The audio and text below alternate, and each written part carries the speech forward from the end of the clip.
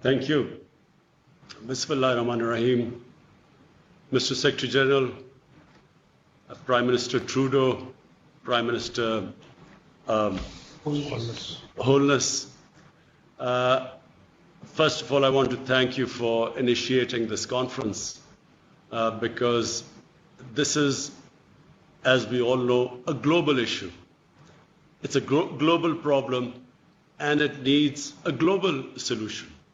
So let me just start off by saying that when the virus hit Pakistan and we did the lockdown, everything came to a standstill, as it did in most economies of the world where they were trying to cope with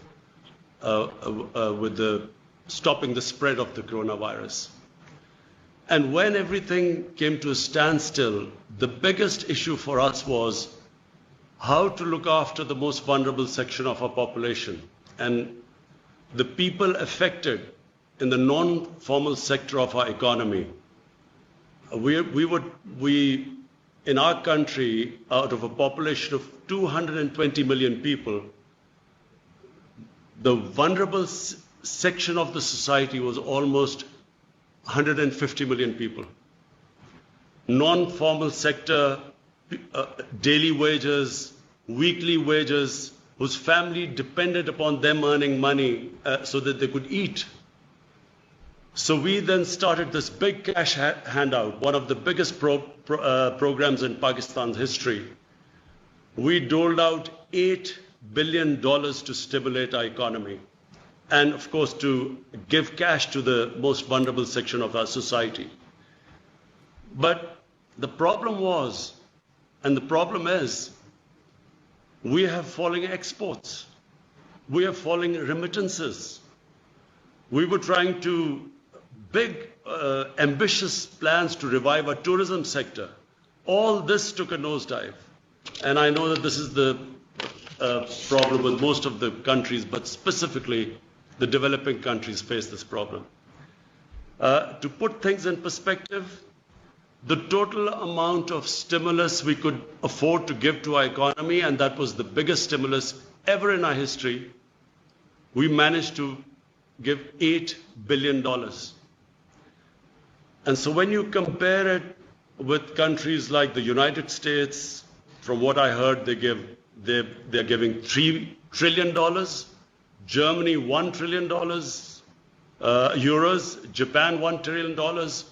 The developing world, we calculated, has given $7 trillion to stimulate the economy.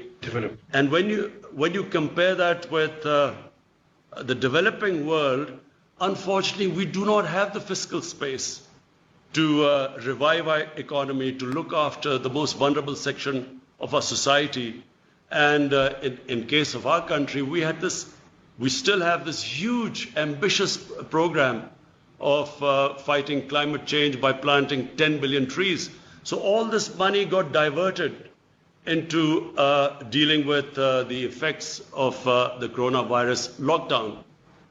So all I want to say is that it is very important for the developing world to, at this critical juncture, look after the people of the developing world which are struggling. When I spoke to the prime ministers of Ethiopia, of the president of Egypt, prime minister of Nigeria, all of them are facing similar problems to what we are facing. And therefore, I really welcome the G20 for taking this big initiative of giving debt relief. But bear in mind, this really has to be thought through.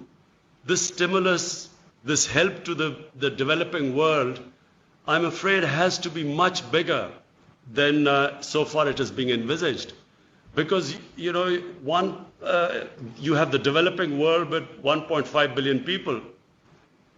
You have, the developed world, but the developing world with a population of 6 billion people, unless the problem is dealt with holistically as a global problem with global solutions, the world is not going to recover from this recession if the bigger part of the world's population is wallowing into poverty. So therefore, I again, Mr. Secretary General, I congratulate you. I think this is again a great initiative. I want to, again, Prime Minister Trudeau, to you and the Jamaican Prime Minister, again, I want to say that this is, please pursue these initiatives. It is very important that the world, which became insular when COVID-19 hit the world, it's very important that the world now looks at this whole issue globally.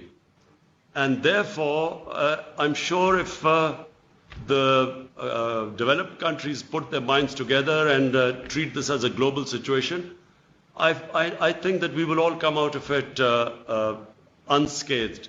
Right now, things look bleak, but I think if we deal it as a global issue, I think that the world will come out of it. Thank you very much.